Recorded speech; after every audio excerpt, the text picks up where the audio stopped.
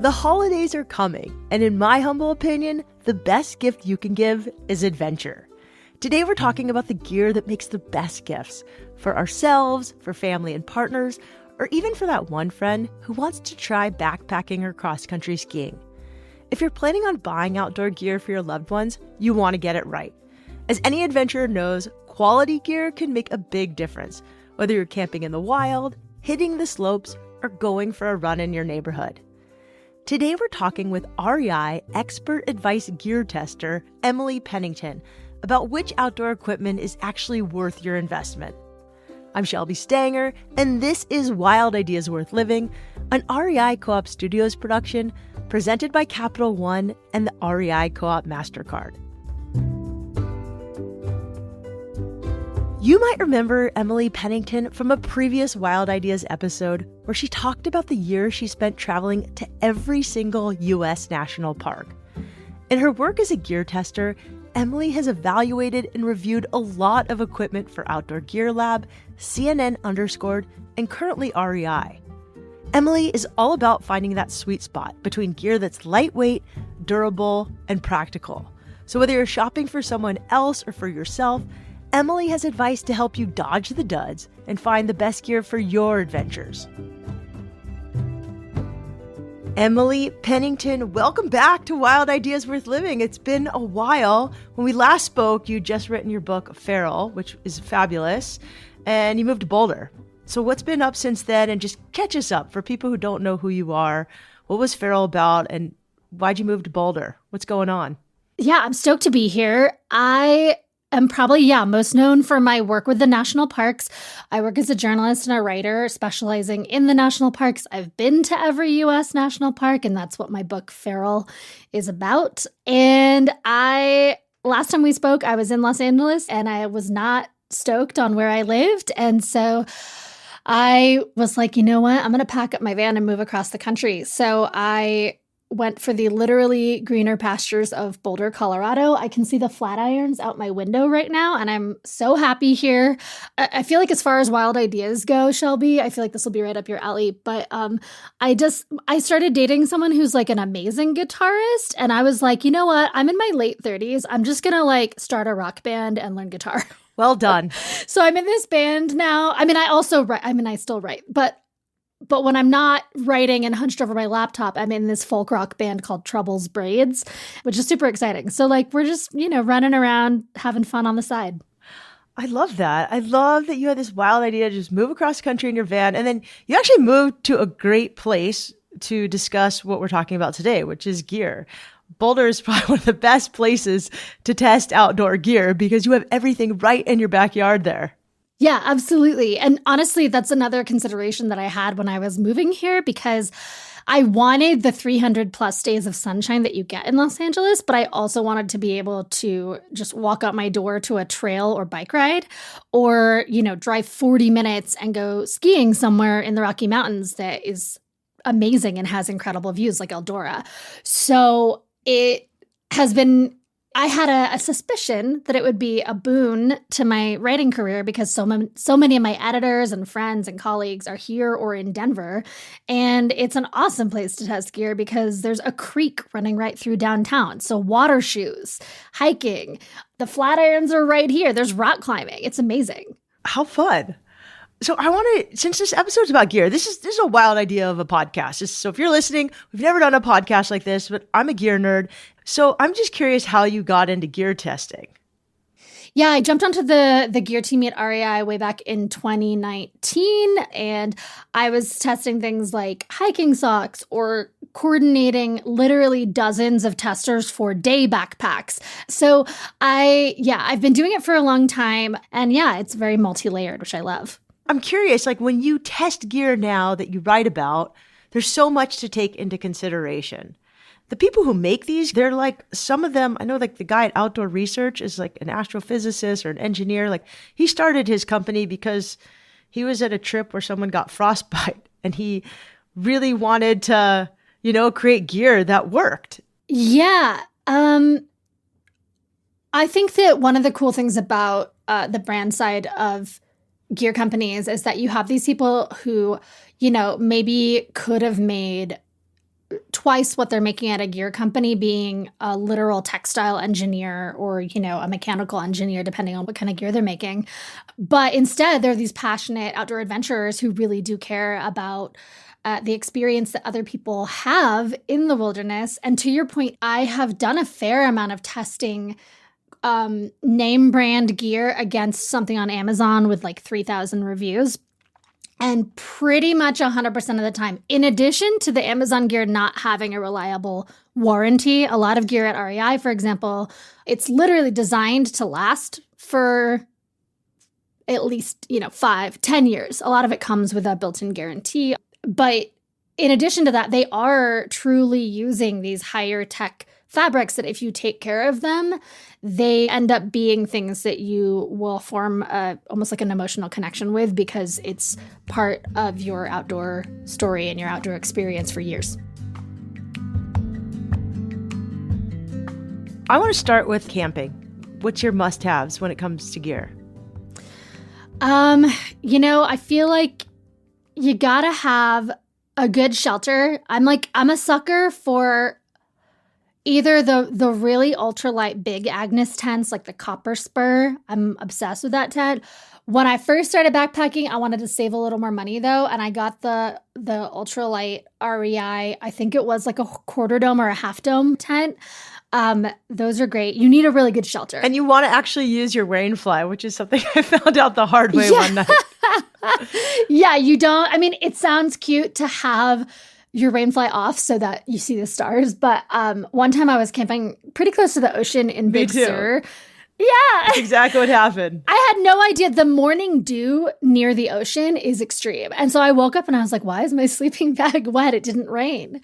So I would recommend actually using your rainfly and getting a good like ground tarp. If you're going to get an expensive ultralight tent, having the ground tarp that actually goes with the footprint is super key because then you can protect that like baby fabric floor that's super thin. Okay, so these are two things I didn't know. And I also camped by the beach. I didn't have a ground tarp and I took the rainfly off because I was camping near the water and it was like 70 degrees and sunny when I went to bed. I woke up soaking wet and was like, what happened?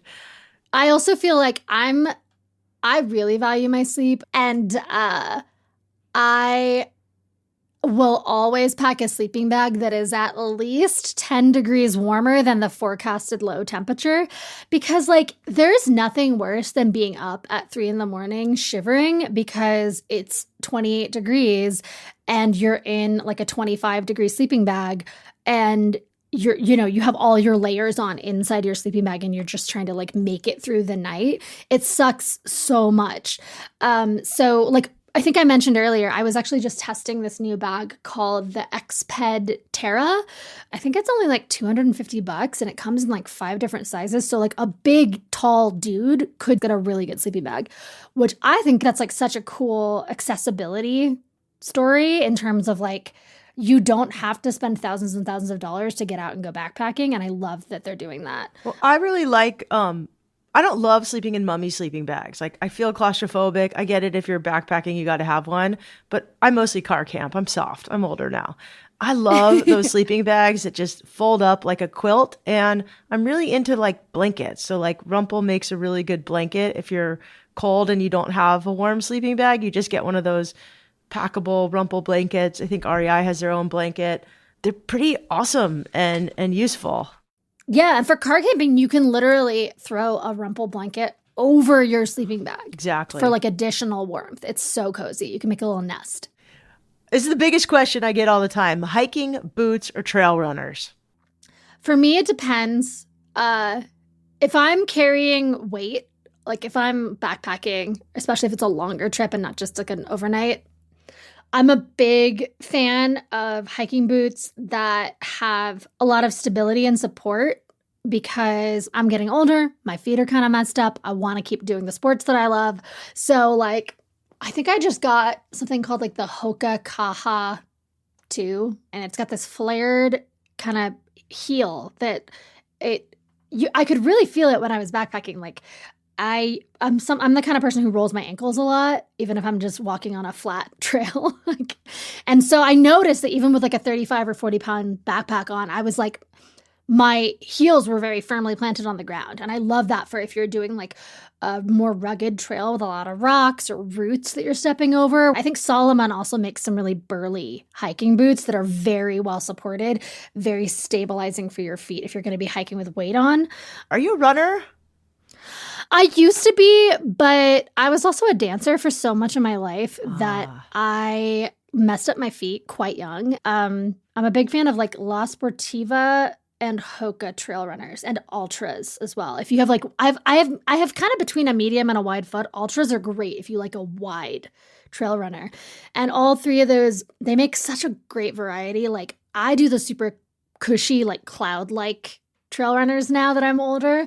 I know a lot of people love the zero drop stuff, but I generally flip the shoe over and I look for something with really aggressive lugs, because even if half the trails I go on are mellow, I'm really gonna want that stability and that extra like grip. If it rains, if it's muddy, I like having something with a really grippy bottom. I'm ultra all day, and my partner, he likes Vivo Barefoot, and we're big fans of foot health, and I find that the wide toe box has been really a game changer for me, and being able to run better. Zero drop works for me. It doesn't work for everybody.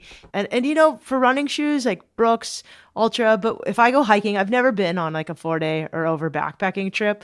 The most I've done is like a night. So I always just wear Ultra running shoes, and you know, but I've never carried a super heavyweight backpack. That wide toe box is good for descending too if you are backpacking. I would also, I'd add that I love throwing super feet into whatever shoes I have, whether it's a hiking boot or a trail runner. They have running specific ones. They have ski boot specific ones that just blew my mind last winter. So super feet, just for those who don't know, are insoles. Yes, they're like these insoles. I think some of them are customizable now as well to your foot shape, but they'll take an amazing hiking shoe and make it like out of this world. They'll just make it so much more comfortable. You get more arch support. It just adds more for someone like me who has feet that have just been through a lot for many decades. I really believe in foot health, and I feel like anything that you have that's touching the ground and getting a lot of that strike force is worth spending money on. What about socks? Oh my gosh. I'm also a sock nerd. I wrote a big, it was many years ago, but for REI, I wrote a big sock, like hiking sock guide. For hiking and backpacking, like the darn tough socks are just people so love good. those. And they finally started making cute patterns. So I have these darn tough like critter socks that have raccoons on them that I'm obsessed with. And I wear them like just out like walking my dog in the morning because they make me happy that I have little raccoon socks.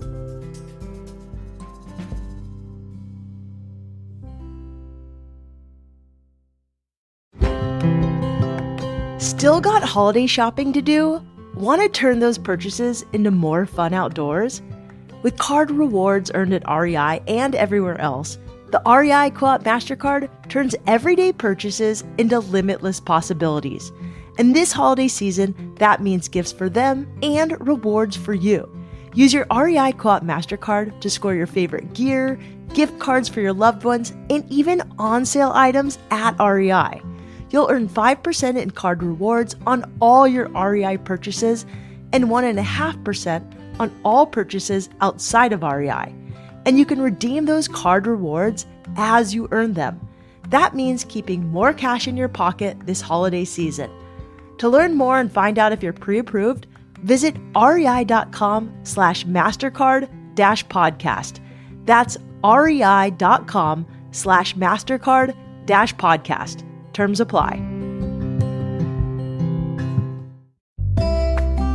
Hey everyone, I want to tell you about a podcast I think you're going to love. It's called Finding Mastery.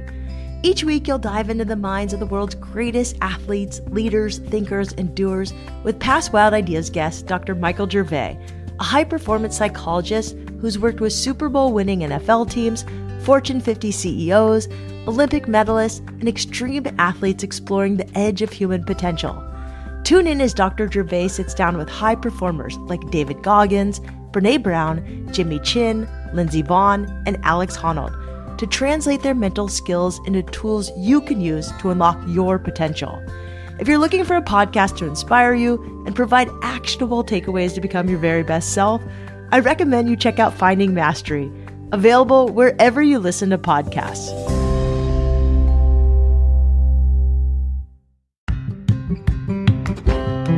More than 100 years ago, Nikon's very first product was actually binoculars. That's right, not cameras, binoculars. Today, Nikon is still crushing it in the optics game.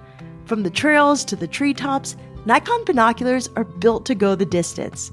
Designed in Japan with precision engineering and decades of optical expertise, they deliver brightness, sharpness, and clarity, whether you're birding, hiking, checking the surf, or just taking in the views.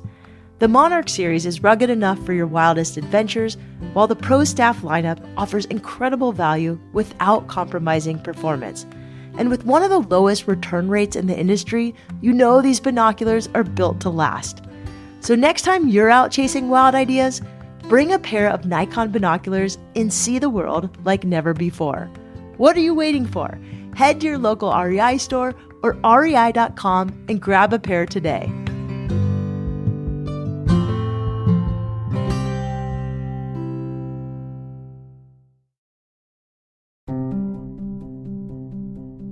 Since you live in the mountains, it's about to be snowboard ski season. Do you ski or do you snowboard? I ski. Awesome. I snowboard, so this is going to be perfect. So any must-have gears for our winter adventures? Yeah, I just got my first powder skis now that I'm properly in Colorado and I'm trying to get more expert at skiing. I got these Rossignol something Soul, Rally Soul Bird, something like that. They're these amazing Rossignol skis, and they're women specific, and I'm obsessed with them, and I kind of can't wait for it to snow. I love the fall colors here in Boulder, but I'm also excited to get on these skis again. I also just got my first nice ski boots. I think they're the Salomon S Pro something, and I got my liners heat molded. I got the Superfeet snow specific. They probably make snowboarding ones too. I got the Superfeet for your ski boots, so my arches are supported, and I love it. I love it. I'm my goal is to be able to ski all day very comfortably and not have weird foot aches. That's a huge goal. What about you for snowboarding? I feel like the gear can be so different. It's so tricky. I mean, I got all my gear from Burton 2 or 3 years ago, and now it's probably ancient.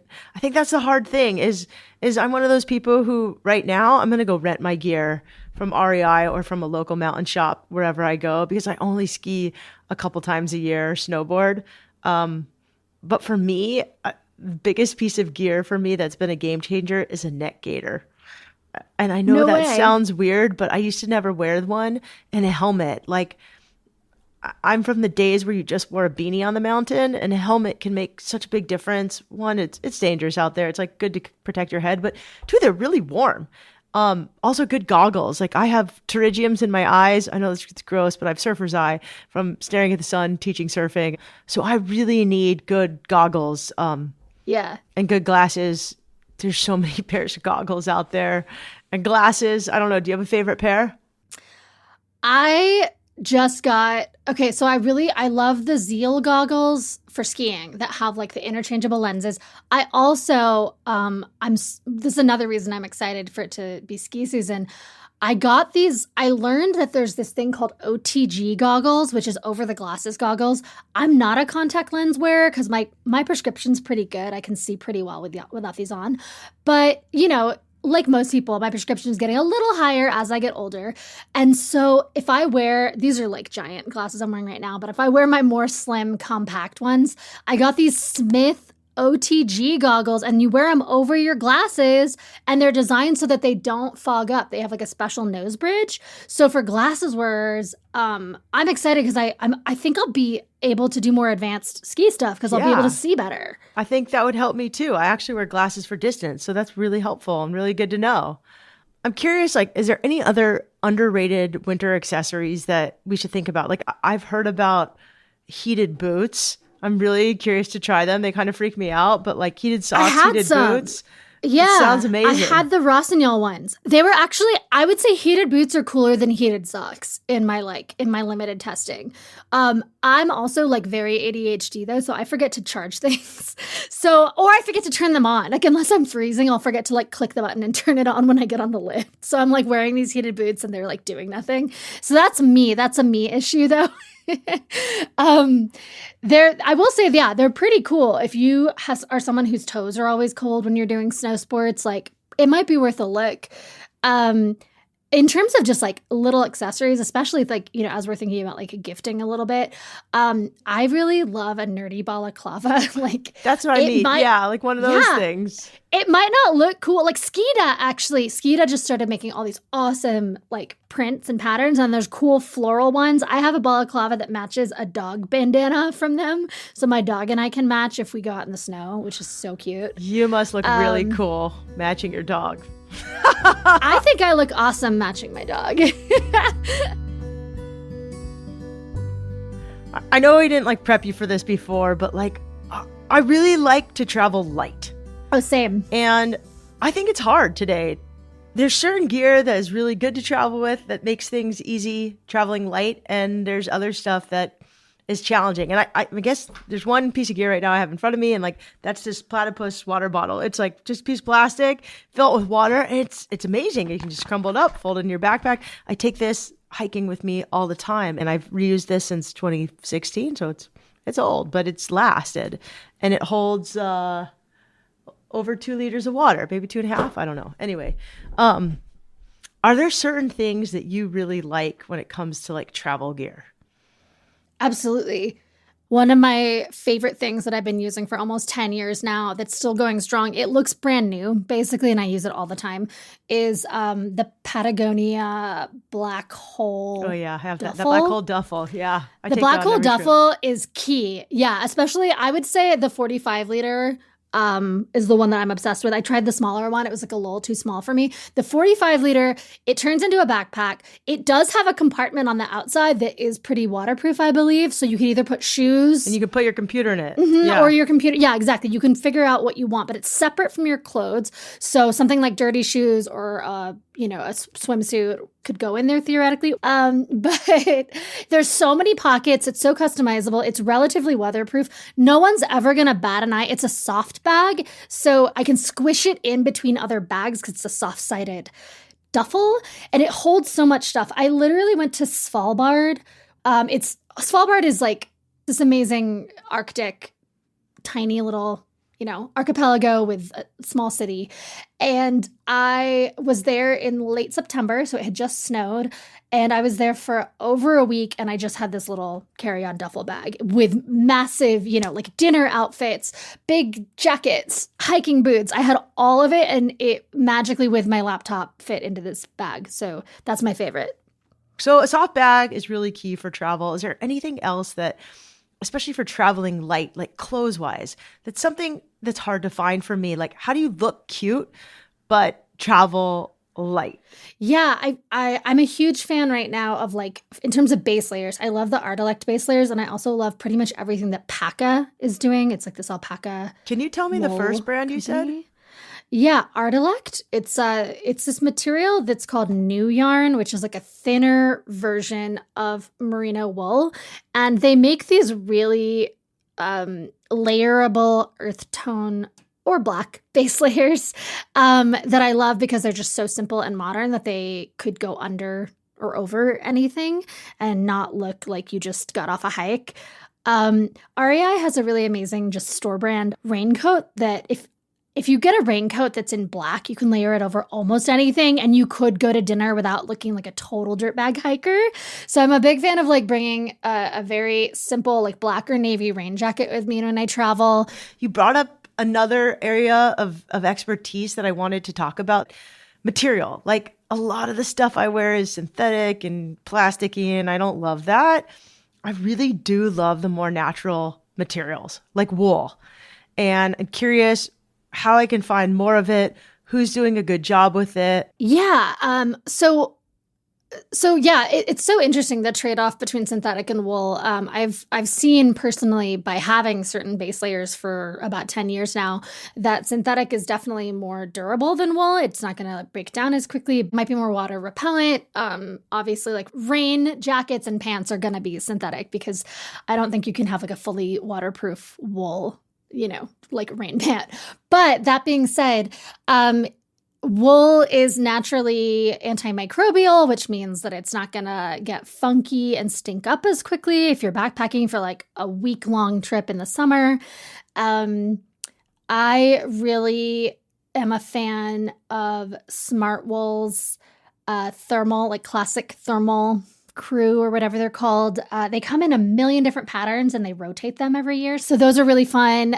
New yarn is the fabric I was talking about earlier. It is technically a type of wool. I believe it's spun differently so that it can be really, really thin, but still be as durable as like a thicker base layer. And then, like I mentioned very briefly earlier, I'm really in love with everything that this company Paka is doing. I just got this awesome pullover sweater that I lived in. I was just at this cabin for 3 days in the kind of higher elevation Rocky Mountains, and it doesn't rain that much in Colorado, but it rained all weekend. And I was like living in this alpaca sweater, riding horses and going mountain biking, and I was so toasty and so warm, even though it was wet. It repels moisture a little bit, and also wool and alpaca fibers naturally insulate even when they get wet, which is really important as a safety feature in case you get stuck out in the rain and you're not expecting it. What about like gifts under $50? This is a great question. I feel like I'm a big advocate for like more accessible, affordable outdoor gear. So I feel like I'm often trying to look for things that are under $50. Getting someone a good backpacking pillow, those are usually right around $50 and often something that people don't have. It's like a nice little luxury item that only weighs a couple ounces. I don't think anyone can have too many hats. I love the like Sunday afternoons hats. They make really cool, like nerdy, like it covers your neck, like trail running and hiking hats. But I like the trucker caps because I like to look cool like you, Shelby. I actually got the new REI like printed bucket hats. They're so cute. And I have another one that's like a wide brim hat that folds up really nice that I take when I volunteer at the Buddhist monastery, and it's amazing and it's cute. That's awesome. Yeah, I love them because like I wear a hat every single day of my life walking my dog in the morning because I don't want to put on sunscreen and feel greasy yet. So I think I have these like Wallaroo sun hats that I'll sometimes wear when I want to look a little more hippie and not do a trucker cap. So hats, food. What about headlamps? Yeah, I believe it's BioLite. They just came out with a new headlamp that is rechargeable. So you don't have to worry about like not having enough AAA batteries with you on your car camping trip or whatever.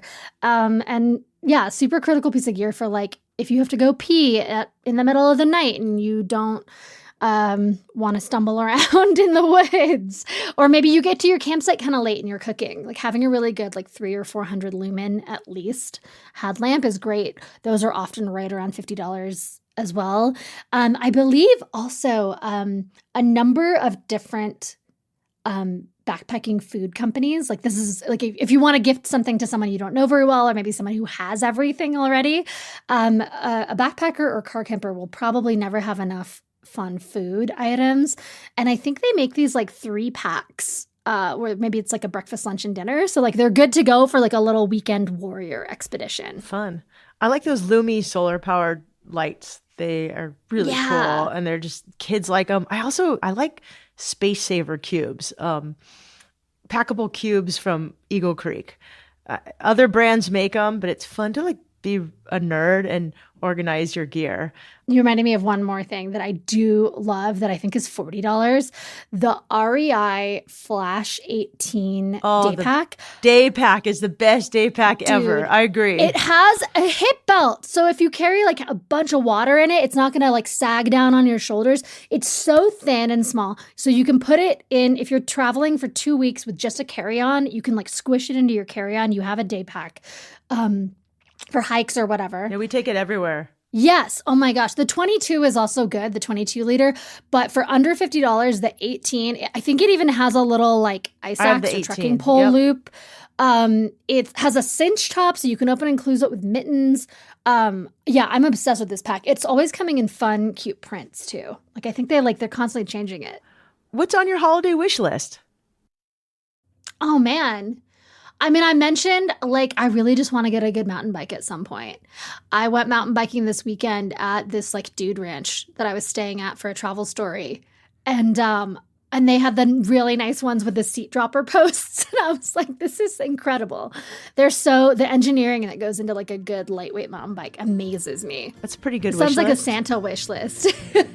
Yeah. Like, Santa, please bring me a mountain bike down the chimney.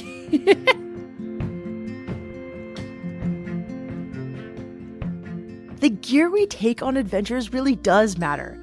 We want things that last, that are crafted with care, and that feel like us. Over time, your gloves, your stove, your favorite camping mug and beanie, they all carry memories like an old photo album.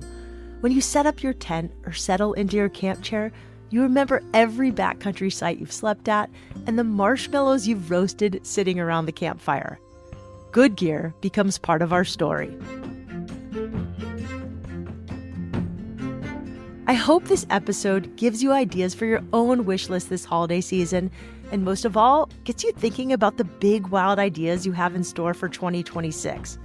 We'll link up all the gear we talked about today in the show notes. We'll also include links to REI's holiday gift guides on expert advice, with even more recommendations for all the outdoorsy people in your life. Be sure to share this episode with your favorite gearheads so they can weigh in, and if you have a favorite piece of gear, let us know in a review wherever you listen. If you want to follow Emily, check her out on Instagram at Brazen Backpacker. That's BrazenBackpacker. You can also find her book, Feral, about traveling to all 63 national parks on Amazon and wherever books are sold. Wild Ideas Worth Living is part of the REI Podcast Network. It's hosted by me, Shelby Stanger, produced by Annie Fassler, Sylvia Thomas, and Sam Piers-Nitzberg of Puddle Creative. Our senior producer is Jenny Barber. Our executive producers are Paolo Motola and Joe Crosby. As always, we love it when you follow the show, take time to rate it, and write a review wherever you listen. And remember, some of the best adventures happen when you follow your wildest ideas.